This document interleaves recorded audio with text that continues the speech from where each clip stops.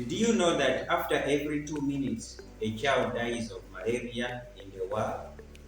According to the report of World Health Organization, about 229 million people in 2019 were suffering from malaria, and about 409,000 people died due to malaria. Malaria is a very serious medical condition and it is very deadly. But in most cases, we give it very little attention. Now, malaria is a febrile illness that is caused by infection with plasmodium parasite. We have about 5 species of plasmodium parasites that causes malaria in humans. We have Plasmodium falciparum, Plasmodium vivax, Plasmodium ovale, Plasmodium knowlensi, and Plasmodium malariae.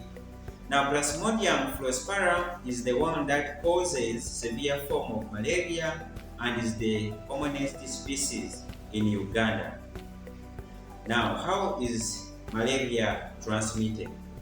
Malaria is transmitted from one person to another, mainly through a bite of an infected female anopheles mosquito. However, you can also get malaria through sharing of sharps like infected needles and razor blades, and also you can get it when you've been transfused with infected blood. Now let's talk about the signs and symptoms of malaria. You may be asymptomatic, that is to say, you may not have any sign, or you may have signs like fever. Fever means increased body temperature, and you can also have signs like headache, joint pains, vomiting, loss of appetite, uh, loss of consciousness. You may also have other signs and symptoms like bleeding and many others. Now, how do you test for malaria? We can do a rapid diagnostic test for malaria. This takes around 15 minutes and you are able to get the results. We can also do a blood smear.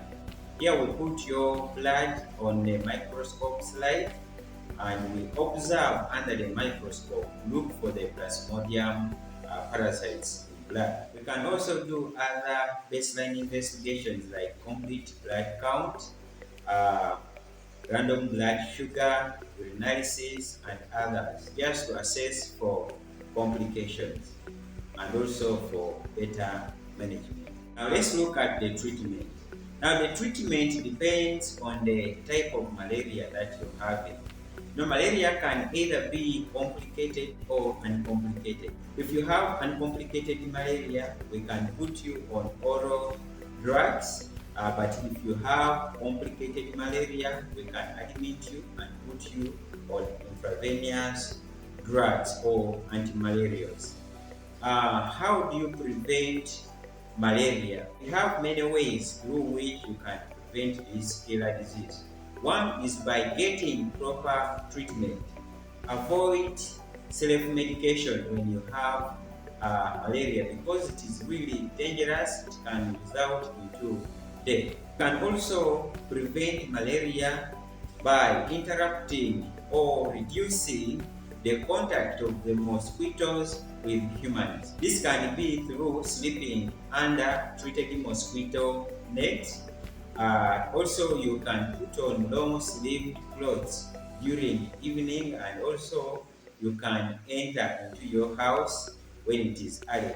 It is also advisable to close your windows a bit early, such that you prevent entry of those mosquitoes in the evening. You can also use mosquito repellents. Mosquito repellents, the chemicals you apply on your skin and they prevent or they stop mosquitoes from biting you, hence preventing malaria. Also, you can prevent it by selecting carefully the site where you're going to build your house. What I'm trying to say, try to avoid places that are heavily infested or that are heavily occupied by mosquitoes. You can also destroy the breeding sites of mosquitoes. For example, avoid stagnation of water. That means if you have potholes around your home, it is good to fill them. Also, if you have empty bottles, or you have also containers you use for collecting water, don't leave them open in the evening. It is advisable to close those containers, because that's where the mosquitoes will come and breed from. Also, if you have swamps or you're nearing swamps, you can put there chemicals that can kill the larvae of mosquitoes, or you can use biological means by introducing there maybe fish that can eat the larvae of mosquitoes. Also, people who are at a high risk of getting or dying from malaria, they can also give them prophylaxis. For example, pregnant mothers, people with the sickle cell disease, people who are traveling from areas where there is no malaria, and then also people who have other diseases like HIV/AIDS. So finally, let's look at the complications of malaria. If you don't manage malaria well, it can result into cerebral malaria, what you always hear that malaria of the brain in the local language. It can result into low blood sugar, it can result into coma, it can result into anemia, it can result into acidosis and many other complications. So that's what I had for today. If you found this video important, I request that you consider subscribing to our channel by clicking that red subscription button.